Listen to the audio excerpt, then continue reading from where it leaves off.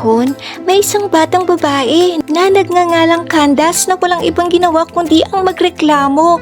Tila walang anumang bagay ang nakapagpapasaya sa kanya. Sa kanyang ikapitong kaarawan, ginulat siya ng kanyang ina ng isang masarap at ginawa niyang tsokolating cake na napapalamutian ng makukulay na sprinkles. Sa halip na ngumisi si Candace, naghalukip-kip at sinabing, "Ayos lang to, Mama, pero hindi ito kasing ganda ng cake noong kaarawan ni Michelle." Dahan-dahang lumuhod ang kanyang ina at niyakap siya, sabay sabing, "Pasensya ka na anak, alam mo namang hindi natin kayang bumili ng malalaking cake sa bake shop, pero ginawa ko to, buong pagmamahal para lang sa'yo." Nag-ikot lang ng mata si Candace. Pagkaraan ng ilang araw habang naglalaro sa pampublikong palaruan sa kanilang lugar, nakita ni Candace si Michelle, ang bagong lipat na bata, na sumasakay sa isang maganda at bagong kulay rosas na bisikleta na may kumikislap na mga palamuti sa manibela. Nagtipon ang ibang mga bata sa paligid habang pumapalakpak at pinupuri ang bisikleta. Sa halip na makisaya, sumimangot si Candace. Inihawi ang kanyang buhok at malakas na sinabi, "Wala yan.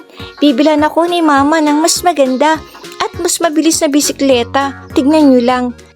Nang sumunod na araw, mabilis na sumakay si Candace patungo sa parke.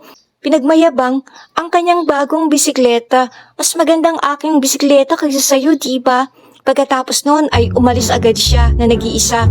Hindi doon nagtapos ang kanyang mga reklamo. Nang masayang ipinagmalaki ng kanyang matalik na kaibigan na si Mary ang kanyang bagong kulay berdeng backpack sa kanilang eskwelahan, agad na naasar at nag-albruto si Candace sa gitna mismo ng silid-aralan. Hangang-hanga ang mga bata sa magandang kulay berdeng backpack ni Mary. Muling naramdaman ni Candace ang pamilyar na nakatutusok na inis sa kanyang dibdib. Nag-albruto siya, nagreklamo at umiyak ng napakalakas hanggang simutin ng kanyang ina ang laman ng kanyang alkansya para lang mabilhan siya ng kaparehong berdeng bag. Nang sumunod na umaga, naglakad si Candace sa pasilyo ng paaralan. Tingnan niya, mas maganda yata itong aking bag kaysa sa bag ni Mary, pagmamalaki niya.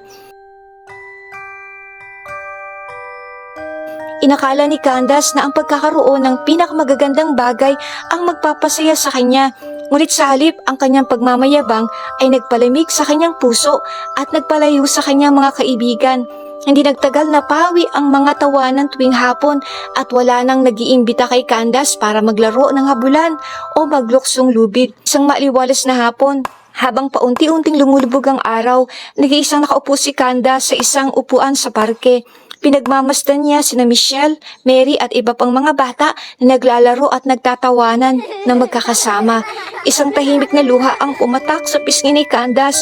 Tumingin siya sa kanyang makinang na bisikleta at sa kanyang magandang backpack. Hindi na ito espesyal para sa kanya. Napagtanto ni Candace na walang kahit anong mamahaling laruan ang makapagpapainit ng kanyang puso tulad ng magagandang kaibigan.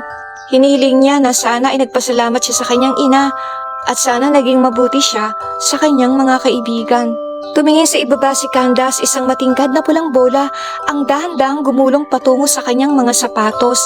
Nang iangat niya ang kanyang muka, nakatayo roon sina Michelle at Mary, nakangiti sa kanya. "Hi Candace," malumari na tawag ni Michelle. "Gusto mo bang makipaglaro sa amin?" Pinahira ni Candace ang kanyang mga luha na puno ng init ang kanyang puso.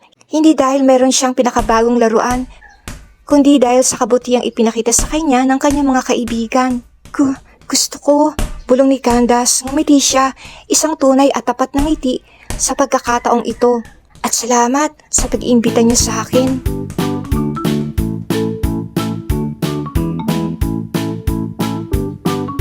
Mula ng gabing iyon, itinigil na ni Candace ang paghahambing at nagsimulang magpasalamat.